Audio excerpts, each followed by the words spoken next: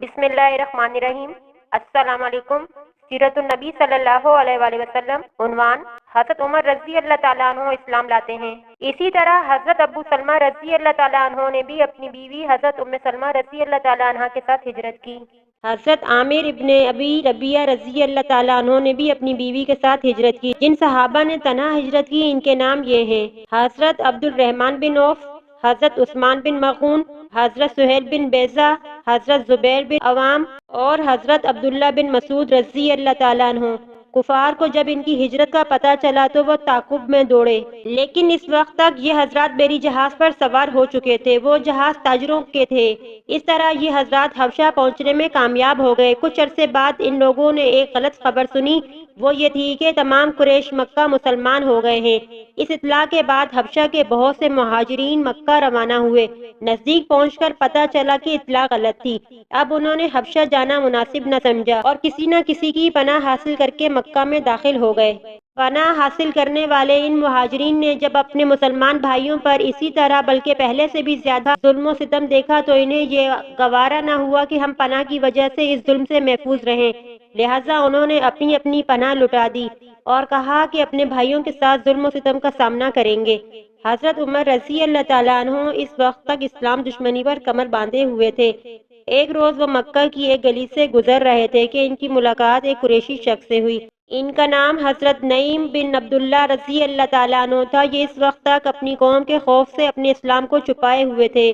حضرت عمر رضی اللہ تعالیٰ عنہ کے ہاتھ میں تلوار تھی۔ یہ پریشان ہو گئے۔ ان سے پوچھا کہ کیا ارادے ہیں؟ وہ بولے، محمد کو قتل کرنے جا رہا ہوں۔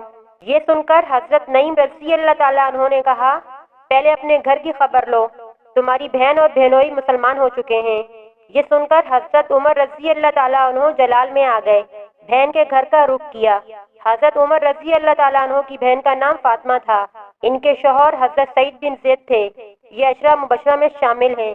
حضرت عمر رضی اللہ تعالیٰ عنہ کے چچا زاد بھائی بھی تھے۔ ادھر خود حضرت سعید کی بہن حضرت عاتکہ رضی اللہ تعالیٰ عنہ حضرت عمر رضی اللہ تعالیٰ عنہ کی بیوی تھیں۔ بہن کے دروازے پر پہنچ کر انہوں نے دستک دی۔ اندر سے پوچھا گیا کون ہے؟ انہوں نے اپنا نام بتایا تو اندر یکلخت خاموشی چھا گئی۔ اندر اس وقت حضرت خباب بن ارت رضی اللہ تعالیٰ عنہ انہیں قرآن پڑھا رہے تھے۔ انہوں نے فوراً قرآن کے اوراق چھپا دیے۔ حضرت فاطمہ رضی اللہ تعالیٰ عنہ نے اٹھ کر دروازہ کھولا۔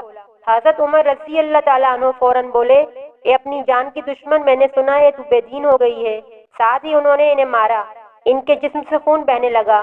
خون کو دیکھ کر بولی، عمر تم کچھ بھی کر لو، میں مسلمان ہو چکی ہوں۔ اب حضرت عمر رضی اللہ تعالیٰ عنہ نے پوچھا، یہ کون سی کتاب تم پڑھ رہے تھے؟ مجھے دکھاؤ۔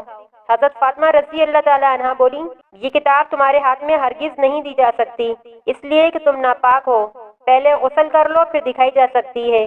آخر انہوں نے غسل کر لیا۔ پھر قرآن مجید کے اوراق دیکھے کہ جیسے ہی ان کی نظر بسم اللہ الرحمن الرحیم پر پڑی، ان پر ہیبت طاری ہو گئی۔ آگے سورۃ طٰہٰ تھی۔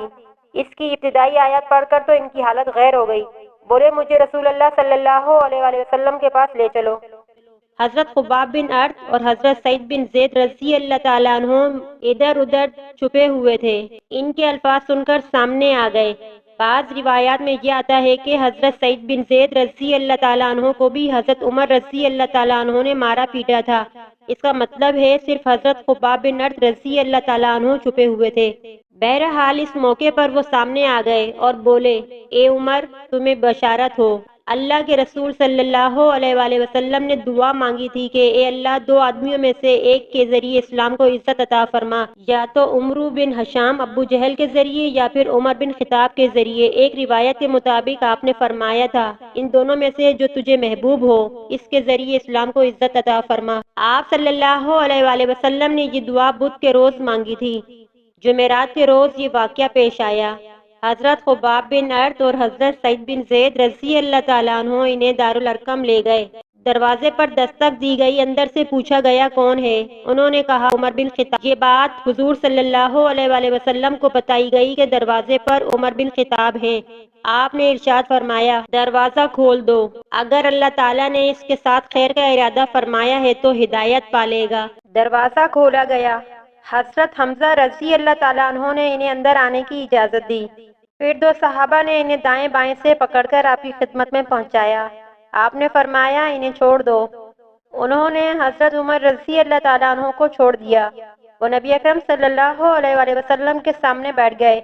آپ صلی اللہ علیہ وآلہ وسلم نے ان کے کرتے کا دامن پکڑ کر انہیں اپنی طرف کھینچا اور فرمایا، اے ابن خطاب، اللہ کے لیے ہدایت کا راستہ اختیار کرو۔ انہوں نے فوراً کہا، میں گواہی دیتا ہوں کہ اللہ تعالیٰ کے سوا کوئی معبود نہیں اور یہ کہ آپ اللہ کے رسول ہیں۔ ان کے یہ الفاظ سنتے ہی نبی اکرم صلی اللہ علیہ وآلہ وسلم اور مسلمانوں نے خوشی سے بے تاب ہو کر اس قدر زور سے تکبیر کہی، مکہ کے گوشے گوشے تک یہ آواز پہنچ گئی۔